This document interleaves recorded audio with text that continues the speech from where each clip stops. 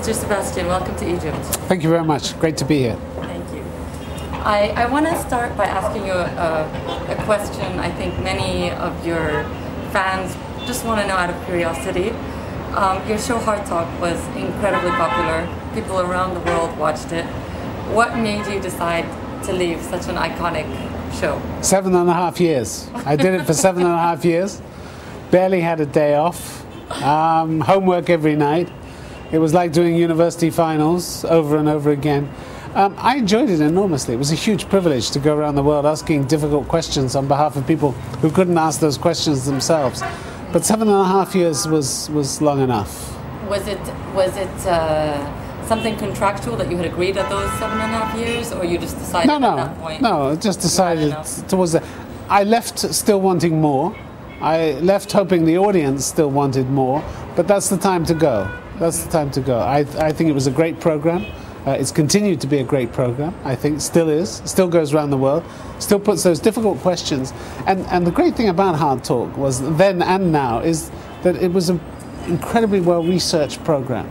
A lot of effort went into it. We really did have the ammunition on people because we didn't go into the studio unless we did. Yeah. And we were always the case for the prosecution against whoever sat there. So we treated everybody exactly the same way. So people knew it was a fair program. Yes, you got a hard time, but you knew that your opponent would get an equally hard time the next day. And if we did a senior Arab figure, we knew that the Israelis would be on the phone the next day demanding the right of reply. And so, you know, we had a small role to play in communicating the views of, I think, key officials in the Middle East, which is, of course, under the spotlight the whole time, and much more so now. Yes, I think some would argue that it's more than a small role because, as you say, these questions cannot be asked in this part of the world often by journalists. Well, one thing that I always remember, which stuck in my mind, was a postcard that came from somebody in Syria. And on this postcard, there was no name, there was no address, of course. How it got through the mail, I really don't know. Anyway, it took about 6 months to arrive in London.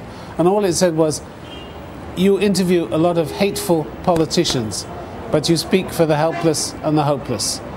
And I really treasure that, because if we did some good at all for somebody, I'm very pleased. I grew up in the public service broadcasting network, where we don't chase ratings, we chase things that are useful to do for the public, however many people watch them. If it's 500,000, that's great. If it's 50 million, that's fine too. Yeah. But it should be out there. This kind of program should be out there. This kind of information should be out there, however small the audience is that wants it, because it's the right thing to do. Yeah, yeah. And what do you think of your successor there? I think he's great. I think he does a wonderful job. Did you train him? No, certainly not. No. But I think, you know, it's a tough job to keep going on and on around the world. And he's been doing it now, I think, for as long as I did it. But I think he's done a superb job. Okay, fantastic. And at the time that you decided that, you know, you had enough of Hardtalk, did you have in mind already to create the Doha Debate, or is this something that came about later? Yes. I think in 2004 I was at a conference in Qatar, and I was invited to lunch by the Emir and his wife, Sheikh Moza, and they started talking about the reform process that was going on in Qatar and asked me if I had any ideas about things they might do in terms of the media. And I said no, but I'll go away and think about it. It was a long lunch. I didn't want to think on a full stomach. So I went home and I wrote a letter, thinking that I'd never get a reply. I remember taking it down to the post box at the end of the road and pushing through this envelope which said the Emir, Doha, Qatar, and thinking, don't be silly, nobody's ever going to reply to this. They didn't give you an address. No, that was it. That was it. The Emir, Doha, Qatar. I thought, they won't even receive it. What's the point of putting it in the letterbox? So I sent it anyway. And 3 weeks later, I got a phone call saying, could you come back to Qatar? And 4 months after that, we started. Amazing. Amazing. So it just shows what can happen out of a lunch. All good things begin in a lunch, they say. Definitely, definitely. So the idea was sort of inspired by their interest to do something for Qatar. Yes, they talked about the reform process as it was going on then, and where they wanted to get to, and opening up, and so the idea, I thought, would be to discuss controversial issues in a way that wasn't being discussed in other parts of the Arab world, yes. to get to grips with what really mattered to people. not to take account of the taboo. And the condition under which I started was that there would be absolutely no interference from the state. No pressure, no suggestions, no could you do it this way, or could you not invite this guest, or could you invite this guest. We made it clear right from the beginning that if that was going to happen, we would leave. Yeah. And in 6.5 years, they've stuck to the letter of the agreement, and I'm very pleased to have been there. Fantastic. But have you ever discussed Qatar politics? We've certainly discussed issues that relate to Qatar. Yeah, for instance, like the treatment of immigrant workers. That's certainly been an issue. Yeah, and freedoms across the Arab world, democracy across the Arab world, including in Qatar. We've had a number of Qatari guests actually on our panels. But remember, we go out worldwide, so we have to find subjects, topics, and areas of interest that have some resonance in the outside world. We go out now extensively in the States, on BBC World News. We go out also on radio, BBC Radio. So we reach in excess of 400 million homes worldwide. Amazing. Which is a huge number. So we have to try and be compelling and relevant and interesting and surprising to people. And do subjects that are going to make people think. And do you decide on each subject? I have the final decision, and we have meetings. We talk to a huge number of people. When we have an idea, we road test it. It goes out to maybe 100, 150 of our alumni and academics and experts around the world who tell us whether they think it's a good idea or a bad idea or how we might adjust it. And then we make a final decision on the basis of that. So we don't just put a pin in a list of topics and just pick them like that. No, a lot of effort goes into trying to pick the right subject and something that's going to make people sit up and think. Yeah. Now, I wanted to ask you, because of last night's debate, how do you control the selection of the audience, given that you have such a large audience of 400 million, as you said, and so many people must take the opinions and the results of these debates quite seriously? How do you ensure that the audience is reflective of the society that you're in? You do your best. It's our job primarily, and this has been our job from the start, is to favor a student audience.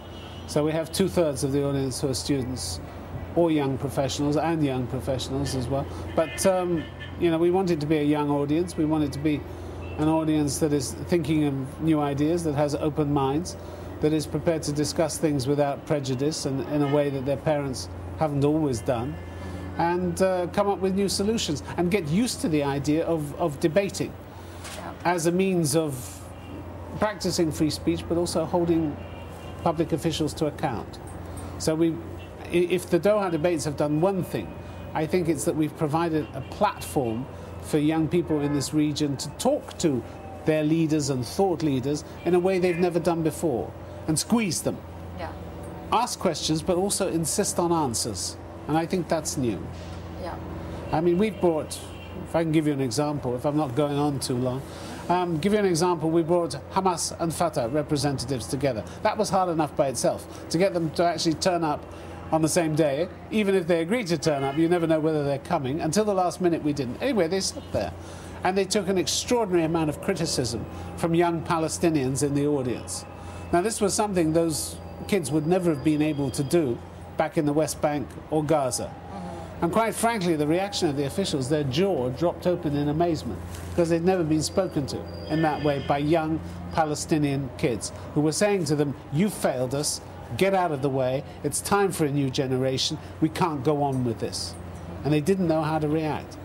But it was a wonderful moment, because to have the opportunity to do that, you need to have free speech, you need to practice it. And you need to involve an audience that's prepared to take part. You can't treat life, if you want a free society, you can't treat life as a spectator sport. Just watch it go by from the stands. You have to get down onto the playing field and participate. And having debates, particularly in an area which until recently had no free speech whatsoever, is, I think, providing something new, a new service. And in terms of last night, don't you think it may have been better to hold it maybe at an Arabic language university like Cairo University or Ain Shams? Well, we needed people to speak English. We're an English language program. Okay. So even if they were English language candidates from I mean, well, just a bit they didn't more... invite us. AUC invited us, so we went where we were invited. Okay. We don't go around knocking on doors asking for invitations. We wait till we're invited. Try and be polite about it.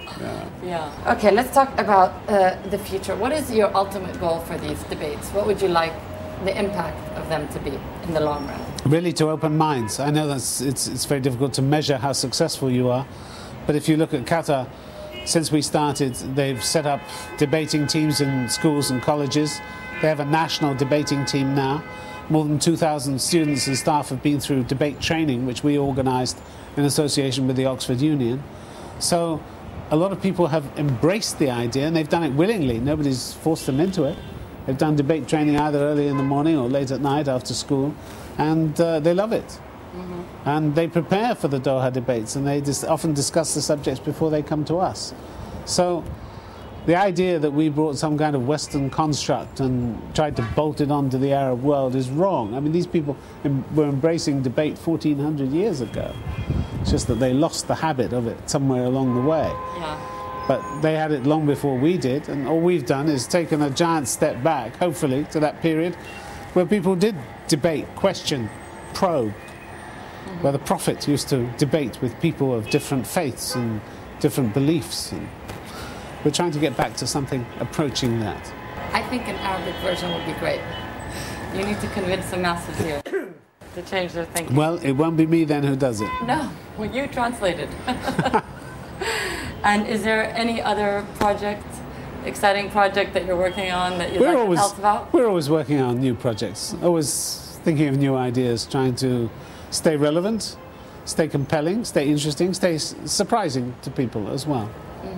Are we ever going to see you on another interview-style show? Who knows? Who knows? I wouldn't rule anything out in life, apart from death and taxes.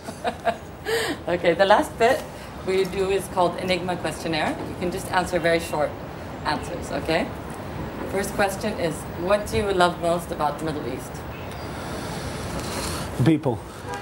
What do you hate most about the Middle East? Traffic. What's your greatest quality? My greatest quality? Your greatest strength? I listen. What's your biggest weakness? I'm getting old. What keeps you up at night? Good movies. Okay. Who do you admire most? Many, many, many people. Any role models? Role models. Inspirations? Lots of brave journalists in this region who sacrificed a lot for the truth, ran the gauntlet of the secret police when you couldn't say what you wanted, risked their life and their liberty to do what they wanted, and set a great example for us in the so-called free Western world. Okay. What is the one item you can't travel without? Laptop. Laptop. And if there was a book written about your life, what would the title be? So what? Okay. If the book was made into a movie, who would play you in the movie? Who would you like to play you? Somebody with more hair. Anyone in particular in mind? No. Okay. What is your ultimate idea of fulfillment? Working right up until my last day. Okay. And the last question: when are you most at your happiest? When I'm with my children. Okay. Thank you very much. It was a pleasure. Thank you.